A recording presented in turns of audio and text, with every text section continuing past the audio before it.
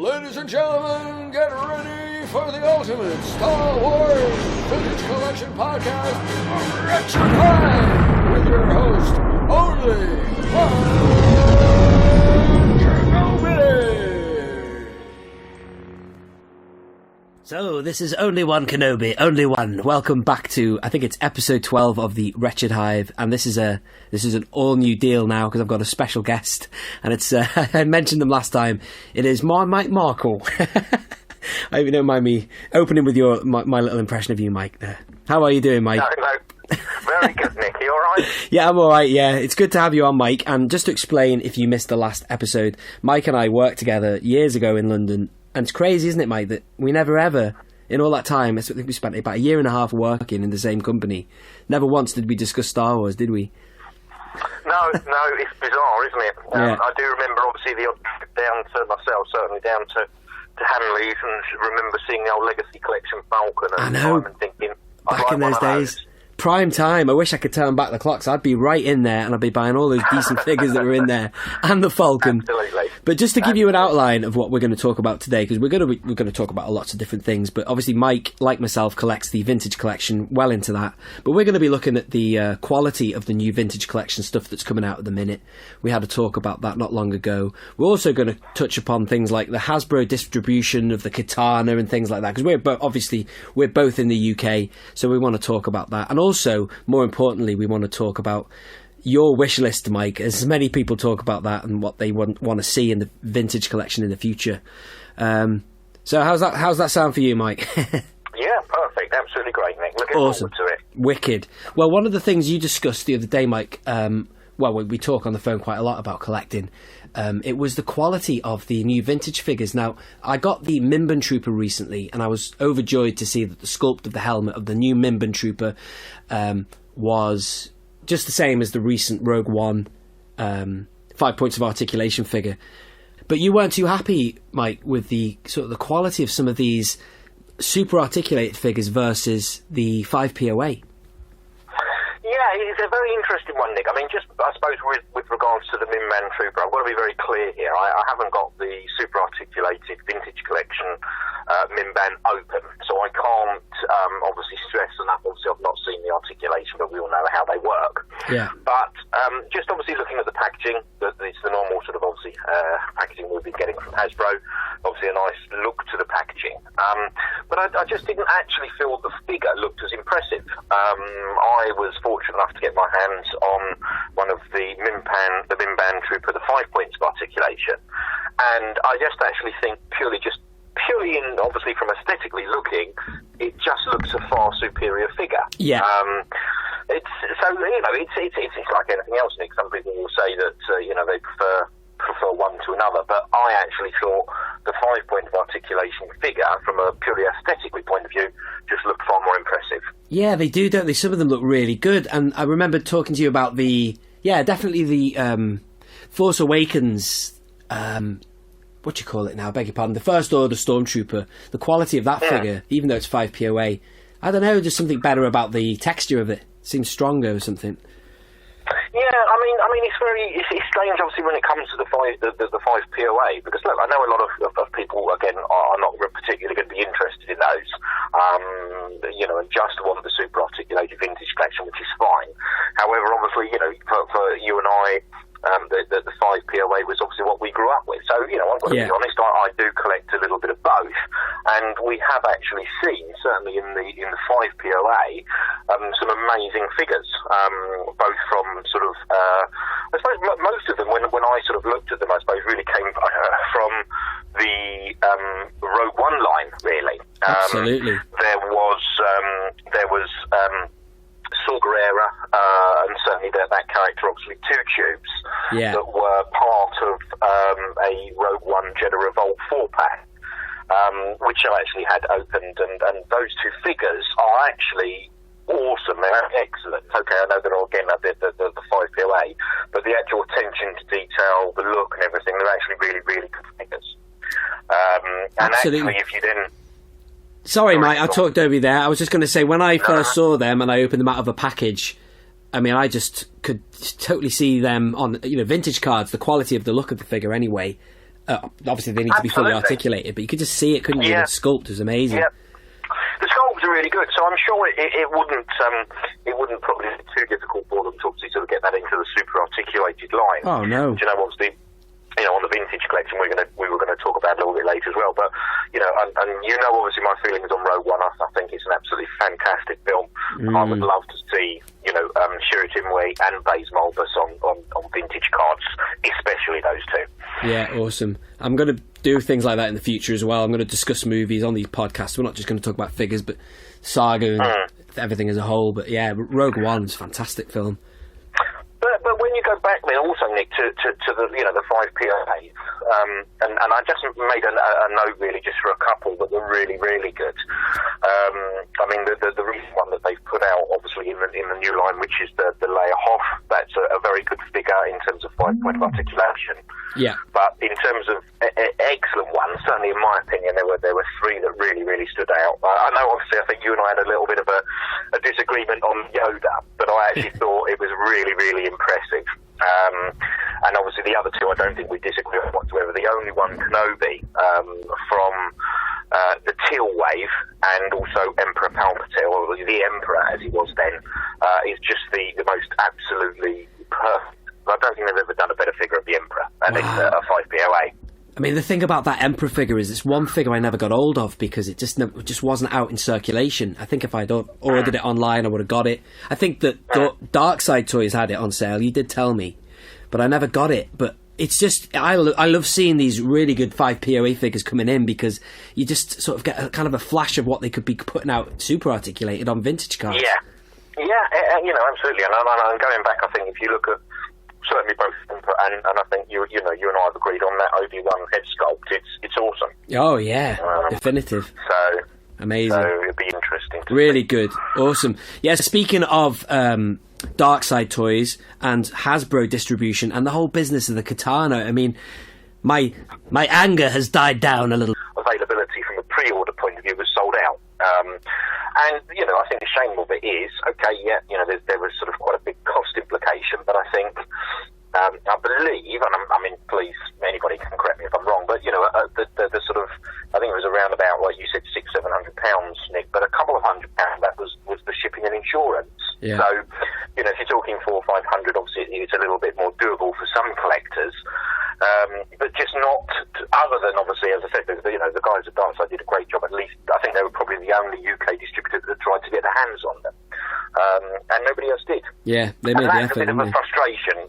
I think obviously a lot of people probably wouldn't be able to afford it, and rightly so. It's a very big investment, and also as we know, it's a massive actual from a size perspective, it's huge as well. So it's over 4 foot. So probably don't have the space either, but it would be nice to have the option, and I'm sure a lot of people would agree on that. Yeah, if I had the space, I'd have that because what a better place to house all your loose goons, Jabba's goons or whatever you want to call them, the entourage.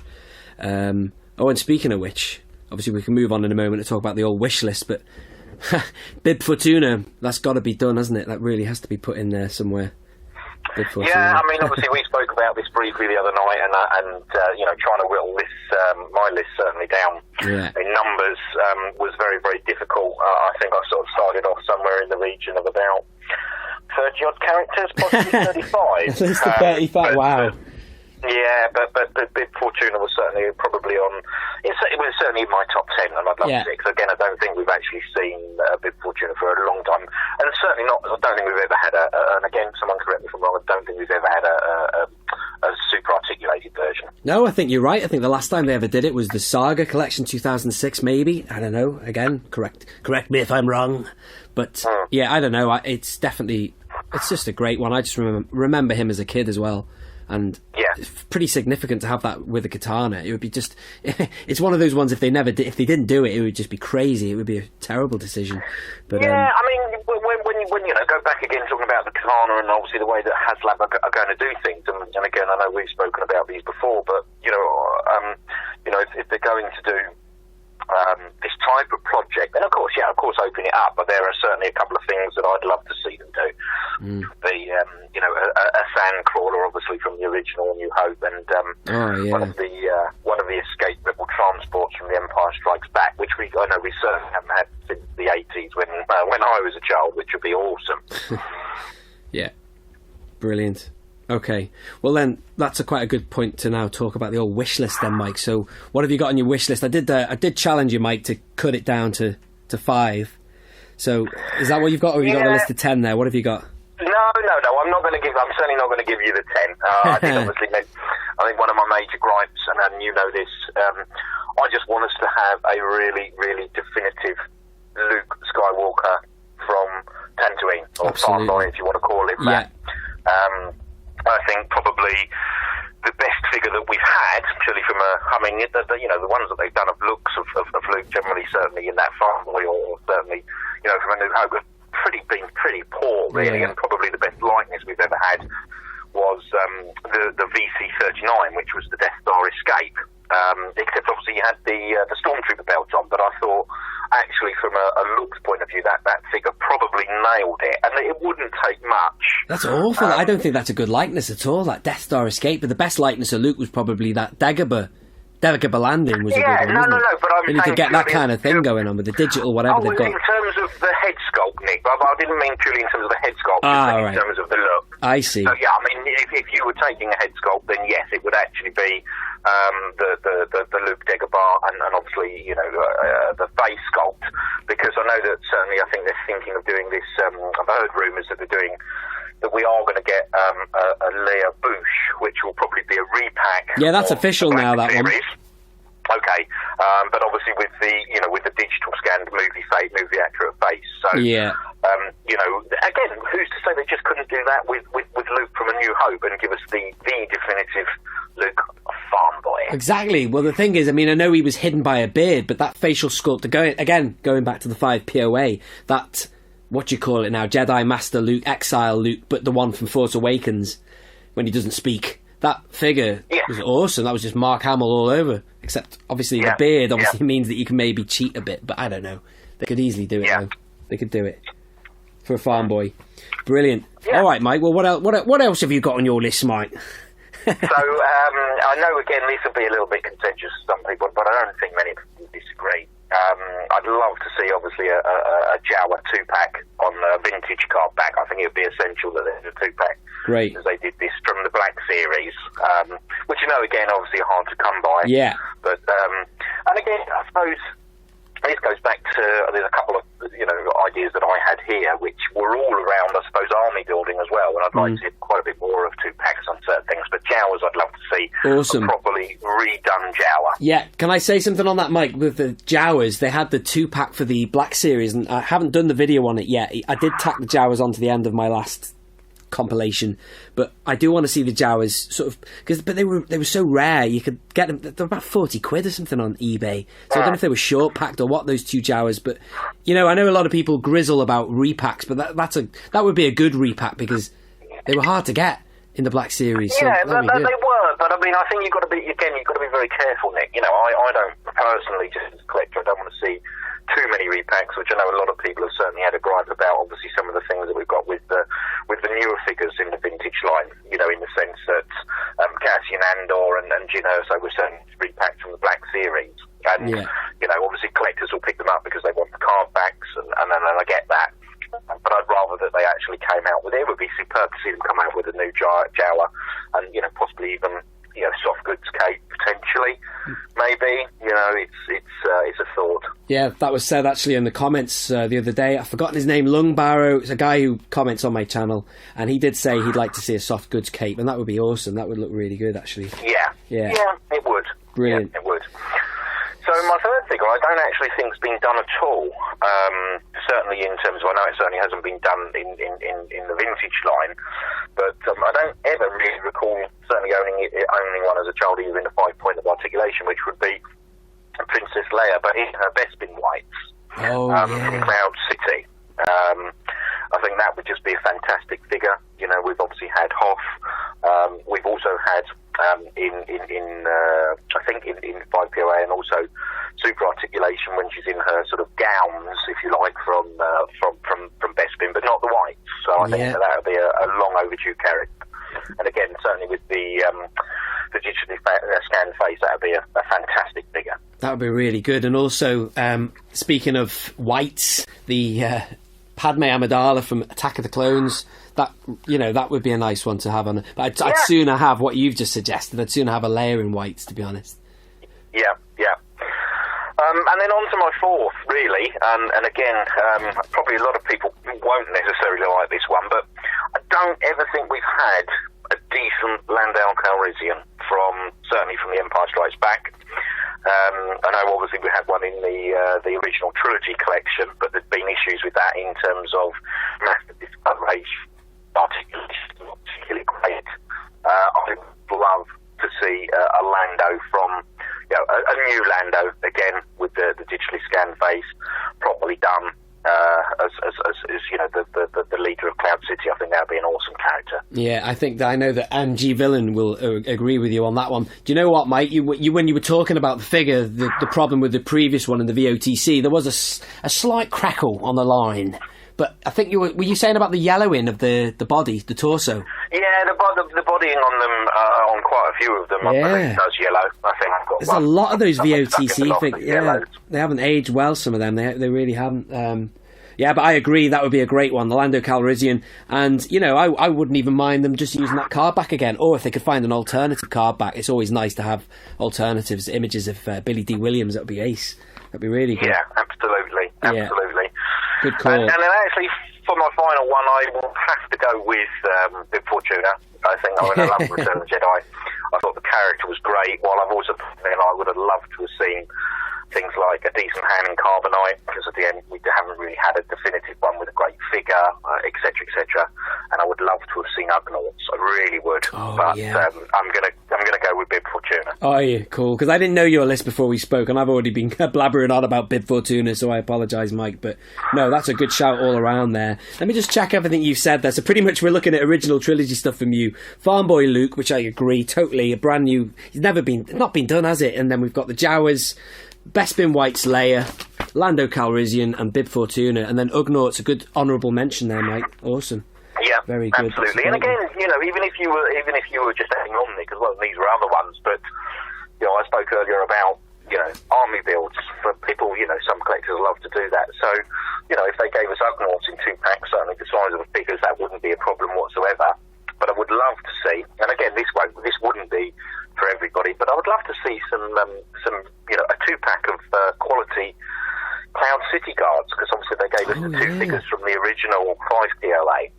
I wouldn't mind them individually then, because they're a bigger figure, but yeah, when it comes to little diddy ones like the Jawas and the Ugnaughts, it's good to get a little bit of a 2-pack. I mean, even when they did the pod races, you got a little bit of an extra accessory. You got like a droid with the racer, so get more for your money than you get.